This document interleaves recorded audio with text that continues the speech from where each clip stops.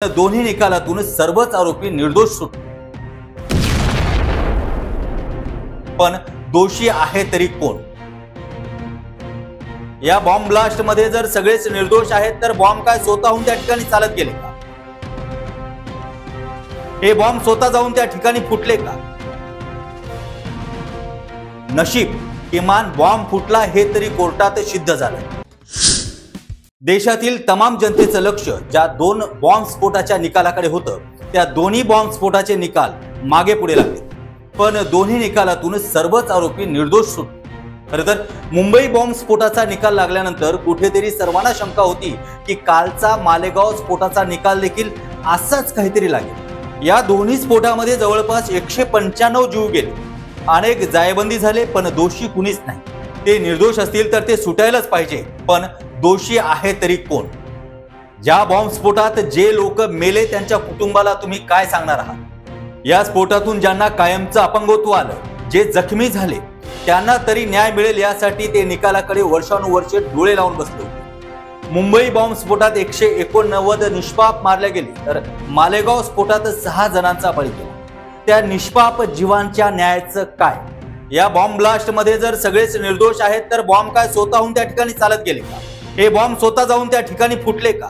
नशीब किमान बॉम्ब फुटला हे तरी कोर्टात सिद्ध झालं, नाहीतर कालच्या निकालात बॉम्ब देखील निर्दोष सुटले असते। या दोन्ही निकालावरून आता जनतेला मात्र न्याय व्यवस्थेवरील विश्वास राहिला नाही हे मात्र स्पष्ट झाले। गेल्या 16 वर्षात न्याय मिळेल म्हणून बॉम्ब स्फोटात मृत्यू पडलेल्या किंवा जखमी झालेल्या कुटुंबाने किती न्याय यातना सहन केल्या असतील, किती न्याय यातना भोगल्या असतील, कोर्टाच्या कित्येक चक्रा त्यांनी मारल्या असतील।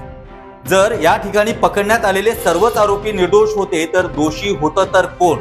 मात्र जे आरोपी निर्दोष होते तर त्यांना वर्षानुवर्ष तुरुंगात का राहावं लागलं? त्यांचं आयुष्य उद्ध्वस्त झालं, त्यांच्यानंतर ते निर्दोष सुटले।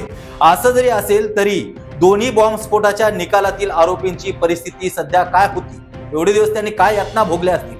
आता हे सगळेच निर्दोष आहेत तर मग त्यांचा तुरुंगात राहिलेल्या एवढ्या दिवसाची भरपाई कोण करून देतात? केवळ पुरावे सादर केले नाही म्हणून आरोपी सुटत असतील तर हे आपल्या सुरक्षा यंत्रणाचा अपयश मानावं लागेल। पुरावे गोळा करणं आणि कोर्टासमोर सादर करण्यात देखील सुरक्षा यंत्रणा कुठेतरी कमी पडली का हा देखील या ठिकाणी प्रश्न पडतो। दोन्ही बॉम्ब स्फोटातील साक्षीदार असे कसे काय फितूर झाले? एवढ्या वर्षानंतर देखील सूत्रधारांचा शोध लागत नसेल तर जनतेनं विश्वास तरी ठेवायचा कुणावर?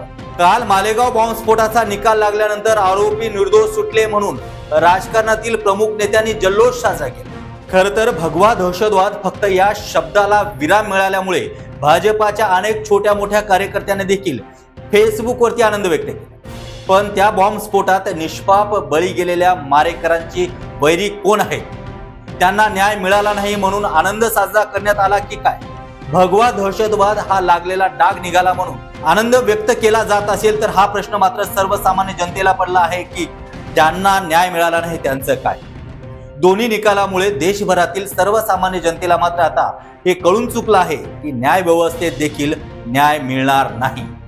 सुरक्षा यंत्रणा देखील कुचकामी आहे।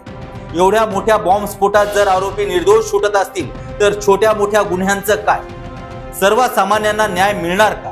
दहशतवादी हल्ल्यावरून एकमेकांवरती चिखलफेक केली जाते, राजकारण केलं जातं, हे योग्य आहे का? खरं तर दिवसा ढवळ्या बॉम्ब ब्लास्ट होतात, निष्पापांचे बळी जातात, न्यायालयीन लढाया लढल्या जातात, सर्वसामान्य जनता यात भरडली जाते।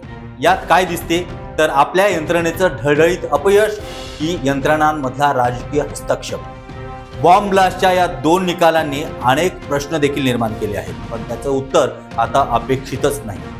पहलगाम हल्ल्यामधील आरोपी जरी यदाकदाचित सापडले तरी पुढच्या 15 ते 20 वर्षानंतर ते देखील पुराव्याअभावी निर्दोष सुटतील असं आता जनतेला नक्कीच वाटतं। यानंतर कुठल्या हल्ल्यात किंवा कुठल्याही बॉम्ब स्फोटात कुणाचा बळी गेला तर तो न्यायाची प्रतीक्षा करणार नाही हे मात्र सत्य आहे।